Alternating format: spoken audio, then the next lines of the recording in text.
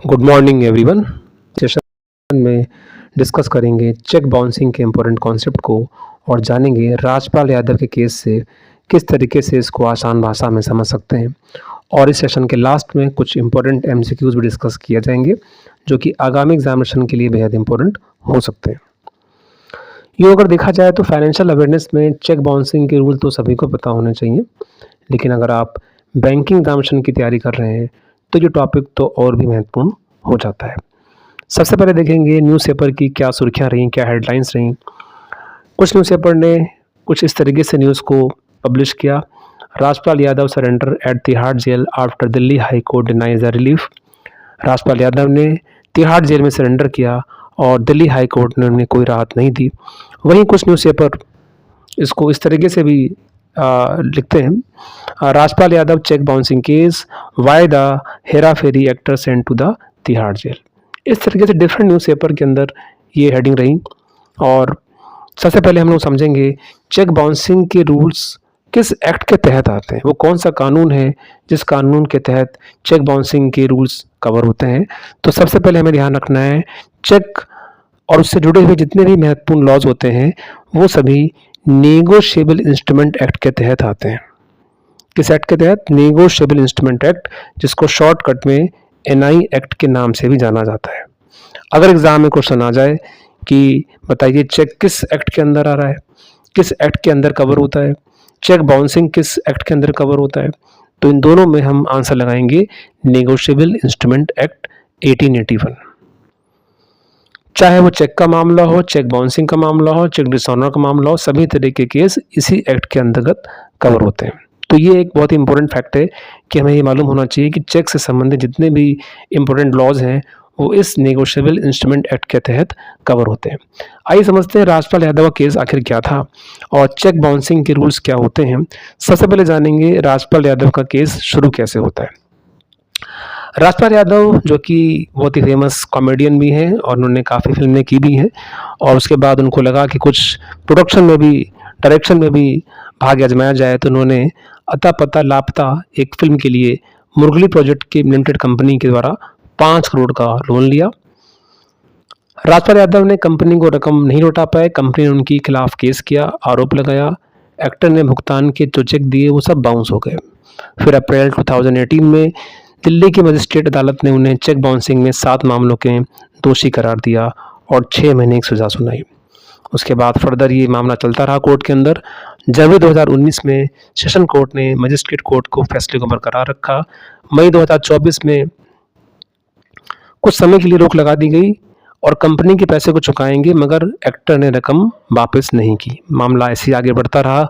उसके बाद आया दिसंबर 2025 और फिर जनवरी 2026 और 2 फरवरी 2026 को बार बार वादे तोड़ने और राशि बकाया होने के कारण दिल्ली हाई कोर्ट ने सख्त रुख अपनाते हुए 4 फरवरी को सरेंडर करने का उनको आदेश दिया। उसके बाद 4 फरवरी 2026 एक्टर ने समय सीमा बढ़ाने की अर्जी दी, कोर्ट ने इसे खारिज कर दिया और 5 फरवरी 2026 फाइनली तिहाड़ कोर्ट में उन्होंने इसको सरेंडर कर दिया। तो ये था पूरा प्रोसेस राजपाल यादव का। अब आइए समझते हैं चेक बाउंसिंग के रूल्स में हमें क्या क्या चीज़ें ध्यान रखनी है। देखिए, सबसे पहले हमें ध्यान रखना है कि चेक डिसऑनर हो जाने पर रिटर्न मेमो क्या होता है और इसको बैंक कैसे जारी करता है। तो आइए इसको समझ लेते हैं थोड़ा सा। सबसे पहले हमें ध्यान रखना है कि जैसे ही कोई चेक बाउंस होता है, बाउंस होने के बाद बैंक एक मेमो भेजता है। मेमो एक तरह की रसीद होती है जो ये बताती है कि चेक बाउंसिंग का रीज़न क्या है, चेक बाउंसिंग किस वजह से हुई है। कारण कुछ भी हो सकता है, जैसे कि इनसफिशिएंट बैलेंस, सिग्नेचर मिसमैच ना करना, और भी कई रीज़न होते हैं। तो जिस रसीद के माध्यम से बैंक ये बताता है कि चेक बाउंसिंग आखिर क्यों हुई है, उसको बोलते हैं मेमो। तो सबसे पहले बैंक क्या करता है, मेमो भेजता है और मेमो में लिखता है कि ये चेक बाउंस आखिर क्यों हुआ है। उसके बाद आफ्टर 30 डेज लीगल नोटिस का प्रोसीडिंग जारी होता है। The paid recipients must send a formal legal notice to drawer via registered post within 30 days of receiving the return memo. जैसे ही मेमो उसको प्राप्त होगा कि चेक बाउंस हो गया है, उसके बाद 30 दिन के अंदर उस पेई को, पेई का मतलब यहाँ प्राप्त करता है, यानी जिस कंपनी ने लोन दिया वो पेई है, यहाँ पर उसको पैसे मिलने चाहिए बट उसको पैसे नहीं मिले, तो पेई यहाँ पर यानी वो कंपनी जिसने राजपाल यादव को लोन लिया वो 30 दिन के अंदर उसको लीगल नोटिस भेजेगी। ये एक बहुत ही महत्वपूर्ण फैक्ट है कि 30 दिन के अंदर लीगल नोटिस भेजना होता है मेमो मिलने के बाद, मेमो मिलने के बाद। और ये मेमो मिलने के बाद नोटिस रजिस्टर्ड पोर्ट से भेजा जाएगा आफ्टर 30 डेज। तो ये हमें ध्यान रखना है, आफ्टर 30 डेज या विद इन 30 डेज जो है ये हमें नोटिस यहाँ पर भेजना होगा, लीगल नोटिस। उसके बाद जैसे ही नोटिस आगे जाएगा और यहाँ पर हम देख सकते हैं मेमो किस तरीके से होता है।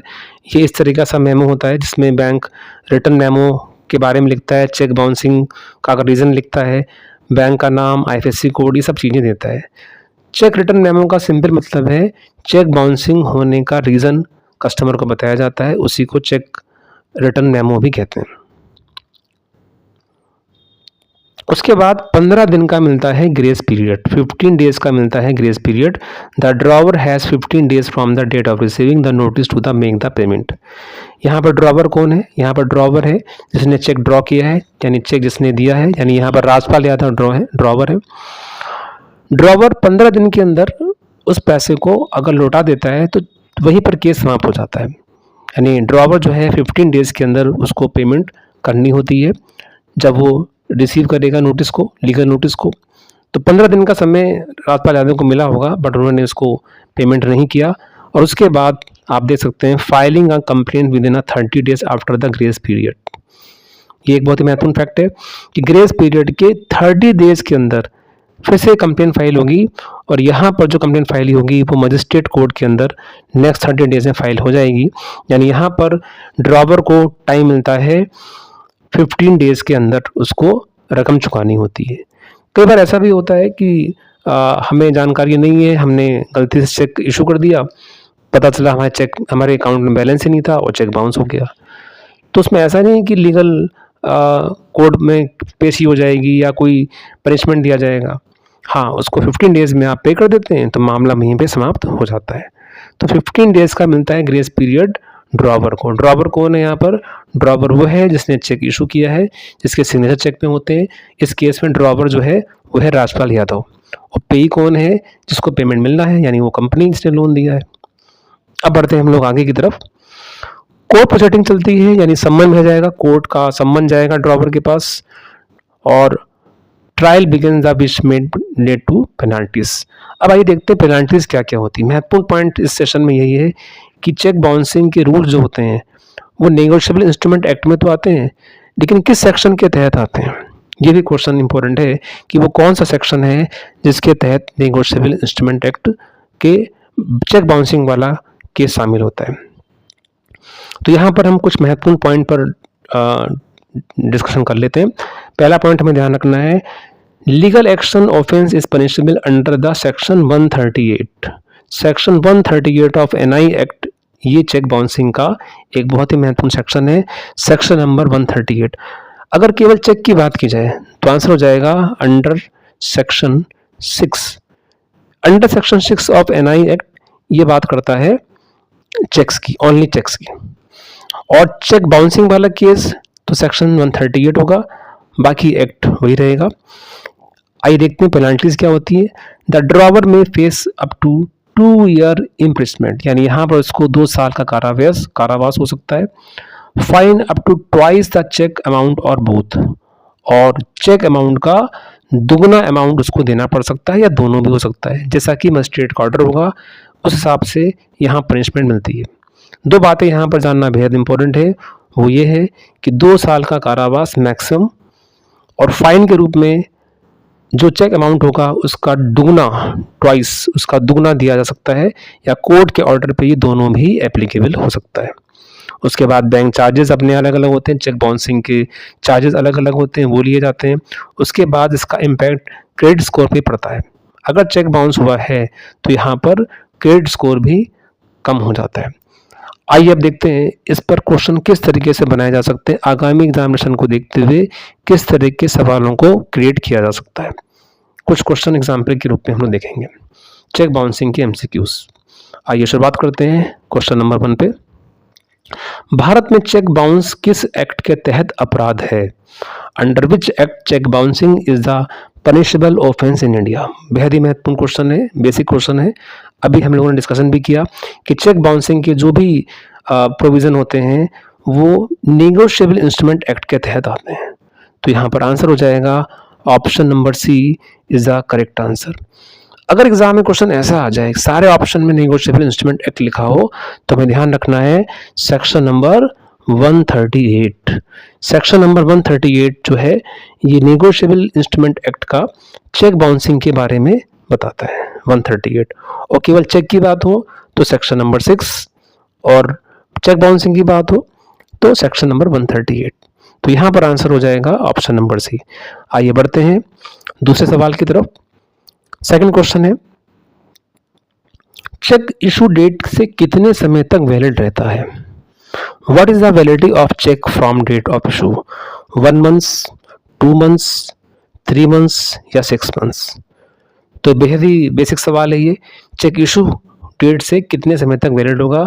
तो ऑब्वियस सी बात है यहाँ पर आंसर होगा 3 मंथ्स। 3 महीने तक चेक वैलिड होता है। तो यहाँ पर आंसर हो जाएगा option number 3। Cheque issue date से 3 महीने के अंदर बैंक में जमा कराना जरूरी है। चलिए तो आगे बढ़ते हैं नेक्स्ट क्वेश्चन की तरफ। नेक्स्ट क्वेश्चन है क्वेश्चन नंबर 3। चेक बाउंस होने पर लीगल नोटिस कितने दिन में भेजना होता है? बेहद महत्वपूर्ण सवाल है। कितने दिन के अंदर लीगल नोटिस भेजना होगा? Within how many days must legal notice be sent after cheque dishonour? अभी हमने पिछले वीडियो में देखा कि किस तरीके से नॉर्म्स होते हैं। ऑप्शन है 15 दिन, 30 दिन, 45 डेज या 60 डेज। चेक बाउंस होने पर लीगल नोटिस कितने दिन के अंदर भेजना जरूरी होता है? तो यहाँ पर आंसर हो जाएगा ऑप्शन नंबर बी 30 दिन। बैंक रिटर्न मेमो मिलने के 30 दिन के अंदर नोटिस भेजना जरूरी होता है। तो विद इन 30 डेज। आगे बढ़ते हैं नेक्स्ट क्वेश्चन की तरफ। लीगल नोटिस मिलने के बाद ड्रॉवर को पेमेंट के लिए कितना समय मिलता है? How many days are giving to drawer to make payment after receiving the notice? Option यहाँ पर दिया हुआ है 7 डेज, 10 डेज, 15 डेज या 30 डेज। कितना समय मिलता है? तो इसका भी हम लोगों ने आंसर अभी देखा। इसका सही उत्तर जो होगा वो हो जाएगा ऑप्शन नंबर सी। 15 दिन के अंदर उसको पेमेंट करना होता है। अगर वो 15 दिन के अंदर पेमेंट कर देता है तो कोई लीगल एक्शन नहीं लिया जाएगा, केस वहीं पे समाप्त हो जाएगा। अगर वो नहीं करता है तो उसकी फर्दर लीगल प्रोसीडिंग चलेगी कोर्ट के अंदर। तो 15 दिन जो है ये यहाँ पर पेमेंट करने की पर केस नहीं बनेगा। आगे बढ़ते हैं नेक्स्ट क्वेश्चन की तरफ। पेमेंट ना होने पर कंप्लेंट कितने समय में फाइल करनी होती है? With in how many days can complaint be filed after non payment? 15 दिन, 30 दिन, 60 दिन या 90 दिन? पेमेंट नहीं किया, कंप्लेंट कितने समय में फाइल करनी होगी? तो आंसर यहाँ पर हो जाएगा ऑप्शन नंबर बी 30 दिन। 15 दिन पूरे होने के बाद अगले 30 दिन में केस फाइल करना होता है। तो आंसर हो जाएगा 30 दिन, ऑप्शन नंबर बी 30 दिन। अगले क्वेश्चन पे आते हैं। बेहद महत्वपूर्ण सवाल है ये सवाल काफ़ी बैंकिंग एग्जामिनेशन में पूछा जा चुका है। और क्वेश्चन है चेक बाउंस में मैक्सिमम इम्प्रिजमेंट यानी सज़ा जो है कितने साल की हो सकती है? मैक्सिमम यहाँ पर क्वेश्चन पूछा गया है। तो ऑप्शन यहाँ पर दिया है 6 मंथ, 1 ईयर, 2 ईयर या 5 ईयर्स। तो यहाँ पर आंसर होगा 2 ईयर्स। आंसर हो जाएगा यहाँ पर 2 ईयर्स मैक्सिमम। तो सेक्शन 138 हमें ध्यान रखना है। सेक्शन 138 ही चेक बाउंसिंग कानून के लिए है जिसके तहत 2 साल की सज़ा हो सकती है। क्वेश्चन ये भी हो सकता है कि चेक बाउंसिंग में 2 साल की सज़ा होती है, वो किस कानून के तहत होती है? तो कानून है वही नेगोशिएबल इंस्ट्रूमेंट एक्ट और सेक्शन नंबर हो जाएगा 138। चलिए आगे बढ़ते हैं नेक्स्ट क्वेश्चन की तरफ। बेहद महत्वपूर्ण सवाल है ये। चेक बाउंस में फाइन कितना हो सकता है? What can be maximum fine in cheque bounce? Option 1 cheque amount के बराबर, चेक अमाउंट का डबल, 10,000 फिक्स होता है या 50,000 फिक्स होता है?